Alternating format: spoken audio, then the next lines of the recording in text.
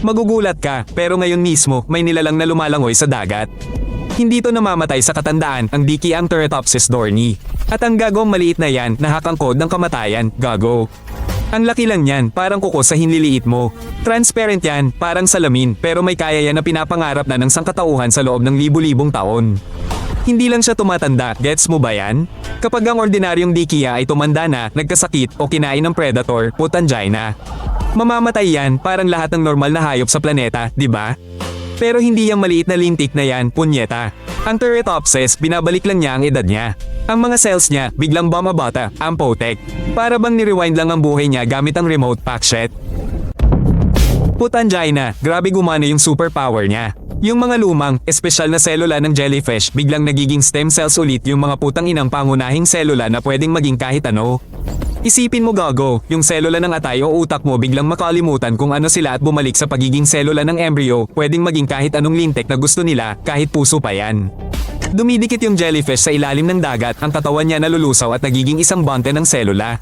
Tapos, puta, mula doon, sisibaw lang isang bagong jellyfish, yung parehong nilalang pero parang nireset lang ang edad niya. At pwedeng ulit-ulitin niya yung kalokohan na yan ng walang hanggan, tumanda, bumata, lumaki, tumanda na naman, bumalik sa pagkabata, isang putang inang walang katapusang siklo ng buhay, walang paghinto.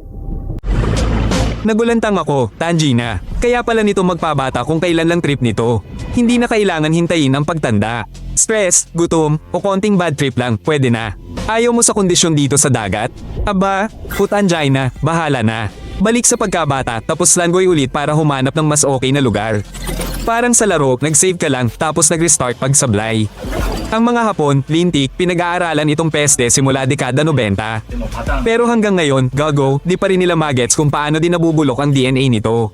Sa dami ng pagbabago bago ng cells. Sa lahat ng normal na hayop, isang beses lang pumili ang cell kung ano ang magiging papel niya. Tapos, put angina, yun na yun, skin cell forever. Pero itong Turritopsis, binabaliwala lang ang mga ganyang patakaran ng biology. Puta, muntik ng malaking perwisyo kung walang preno ang pagdami nila, punong-puno na sana ang planeta ng bilyon-bilyong walang kamatayang kopya. Pero may catch lang, walang kwenta ang pagka-immortal kung lalamunin ka rin lang naman ng buo. Kaya puta, ang mga isda, pagong, at alimango, kinakain lang yung mga dikiya na yan parang chichirya. Tapos, ang liliit pa nila at hindi halata. Kaya aksidente lang yan nakita ng mga scientist.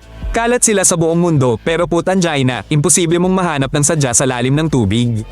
Ngayon, dama-dami sila, gawa ng init ng dagat at dumi ng tubig. Ang nakakapatay sa ibang hayop para sa dikiang walang kamatayan ay puta, pampabata lang nila. Leche, di na tayo mamamatay. Ngayon mismo, hinuhukay na ng mga siyentista ang genes ng dikiang yan para matuto rin ang selula ng tao sa trip na yan ng pagpapabata.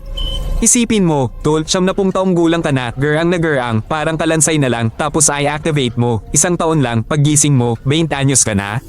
Hindi yan fiksyon, Tangina, tunay na puntirya yan ng modernong siyensya. Pero merong putang inang catch, kahit matuto tayong bumata, hindi nito buburahin ang pagiging siksikan ng planeta, cancer, peste, at baka masagasaan ka pa ng kotse o barilin ng gago. Habang itong lintik na maliliit at transparent na peste ay chill na chill sa dagat at pinagtatawanan tayong lahat, ninanakaw natin sa kanya ang teknolohiya ng walang hanggang kabataan. Mag-subscribe ka sa channel at put angina, maluluha ka sa gulat sa susunod na trip.